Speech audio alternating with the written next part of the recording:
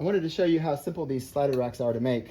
The main thing, the most important dimensions are the outer dimensions of your hive body. So in my particular case, my hive body is 16 5/16 by 20. So that's the main thing when you're measuring. You want to make sure these outer dimensions line up with your hive body. Other than that, it's fairly simple. I don't really have a whole lot of great instructions. I have figured out what the spacing is on my slats, and I got my rough dimensions here. So the way I do it, all these pieces of wood are the same thickness. So the slats are 1 1/16. All these sides are 1 1/16. It just makes it simpler. I don't have as many cuts to make on a table saw. It just goes faster that way. So one of the things I do when I assemble this, I pre-drill and I countersink. And then of course I'm using T25 Torx bits. I'm using 3-inch deck screws. And the key with joining wood with deck screws is to make sure there's no threads in the first piece of wood. So when you drive this screw in, you want all the threads to clear this first piece and only be in the second piece. That way you get maximum drawing on the second piece. If there were threads in both pieces, it makes it more difficult to get these to squeeze together nicely. So all I do is put 2 screws in each end.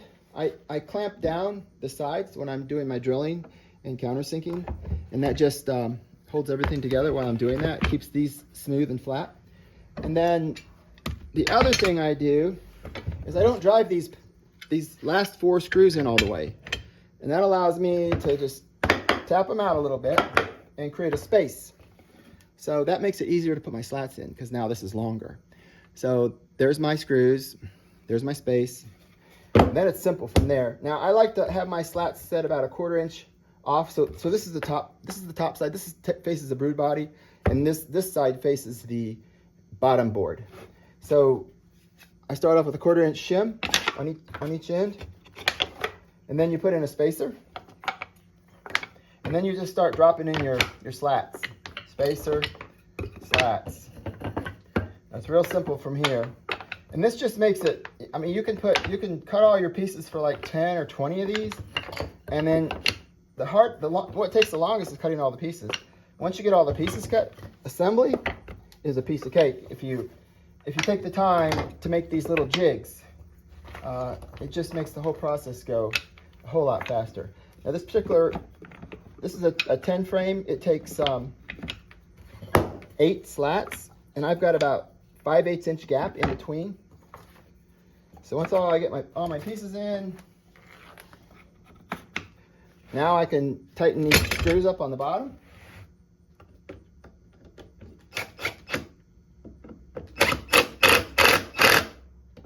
I like to drive them in flush. Now the only other part is making sure that everything's flat. It's important to have a nice flat level surface. And then what I do on the bottom side, I shoot in, these are 1 1/4 18 gauge staples at a 45-degree angle.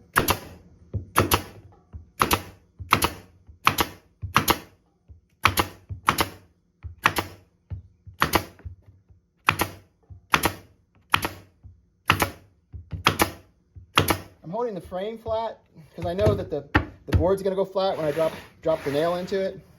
Then you simply just do the other side.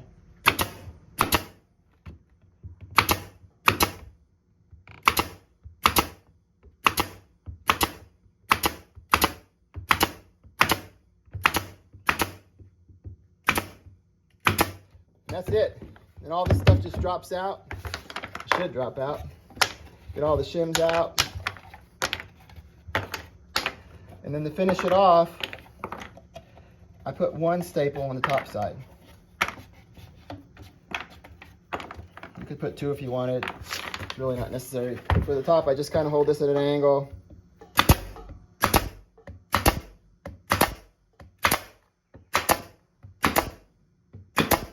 Flip it. Do the other side.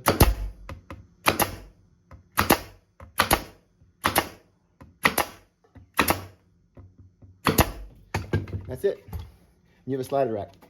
Now, some people are wondering, a lot of the commercial slatted racks have a board in the front. And that's really to keep drafts from coming into your brood. And that's really when you have a solid bottom board. I use open screen bottom boards, so my entire bottom of my hive is open screen. So having that solid piece up near the entrance really doesn't do much of anything for me. The main thing is when you have a screen bottom board, if you think about it, the bottom of your frames are right next to that screen. So sometimes the queen won't lay her eggs all the way down to the bottom of that frame because there's drafts that move through there. By putting these in, the queen will definitely lay all the way to the bottom. No issues at all. This is a buffer. So your brood frames, the bottom of your brood frames is going to be right here. The entrance is going to be right here, and your screen is going to be right here. Actually, your screen is just going to be below. So you're going to have an entrance reducer. So your screen is going to be right at this entrance reducer. And then the bottom of your frame is going to be about where this is. So that's about 4 inches. So it gives you a buffer between the elements and breeze. And then the other thing about this slatted rack is the field bees can actually put their bodies in between these slats and stop airflow, or they can move away and fan and create airflow. They can really easily control how much air they want to come into the hive or not come into the hive. So at nighttime, when it gets cold at night, the field bees come in and they'll land down here. And while they're down here controlling temperature, the nurse bees are up in the frames working with the brood. And that way you don't have the field bees climbing on top of the nurse bees and just a lot of extra mess in there, because you have a lot of bees that can hang out on this bottom space. And it gives the bees the illusion that they have more space. So it lessens the risk of bees swarming. The other thing about having this board in here, if a mite was to drop, it would be easier for it to climb onto another bee and get back in the hive. Whereas if it's full slats all the way across, when the mite drops, he's going to hit the screen, go through the screen, hit the ground, and he won't be back in the hive. So anyway, I hope that helps you guys. These are really simple to make. There's nothing to them. I just wanted to give you a quick demo on how I do it.